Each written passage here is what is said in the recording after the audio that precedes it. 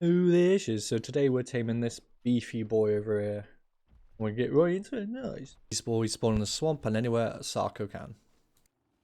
So for this tame, what you'll need is a ghillie suit and some raw prime meat or some superior kibble because that's his favourite food. What you want to do is when he does this animation of lying down with his mouth open, you want to chuck some kibble in there from your last key on the hotbar and then run out of there before he starts to get aggro. Then all you have to do is follow him about, try not to get too close so you won't aggro him, and just feed him repeatedly as soon as he becomes available. And you know this because he starts doing the animation again. You'll hear the sound of him opening his mouth, and every point where he does this you can feed him. So it's not a long tame, you just got to be careful because obviously it's a dangerous area, and if you go near the water and you aggro these boys, they will mess you up.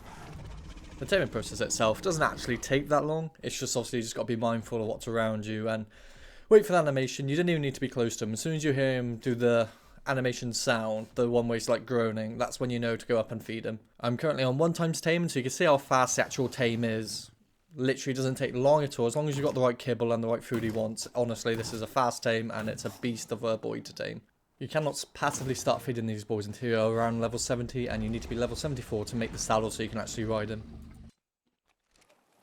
So the DEINOSUCHUS has multiple abilities, including a tail swipe, which causes knockback on creatures. While they can fight on land, they're obviously the most deadly when they're in the water because of the speed they can move at and the amount of damage they can output as well.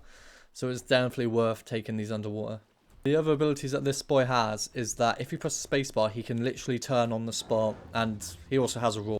He also has his left click, which is just the normal attack, which does a lot of damage. But they also have a charged ability, which is the charge attack, which is called the Gigabyte. This Gigabyte has multiple positives to it. One is that it does an enormous amount of damage, and two, it inflicts a fractured buff, i.e. whenever the target moves or tries to run away, it takes damage over time. So with this Bronto, I'll show you the Gigabyte ability and the fractured ability. So as soon as I hit him with that, I back up, and as you can see, there's red like a cloud as soon as he walks towards me or moves at all. That's because he's taking damage every single time he moves for the next 5 seconds. Considering their damage and their ability to turn and maneuver really well, people have been taking them into the boss arenas. I wouldn't do that unless you have a really good saddle, but they do have potential considering the enormous amount of damage they can output. Personally, these boys are probably one of my favourite new additions in terms of mods because they just look cool, they do a lot of damage, but they're not OP, and they actually have some utility if you need them, i.e. doing caves, etc. But honestly, they just look beautiful. Nice short easy video tame for you guys, so hope you enjoyed the video. Please like and subscribe. Nice. I'll see you in the next one. I'm a beast.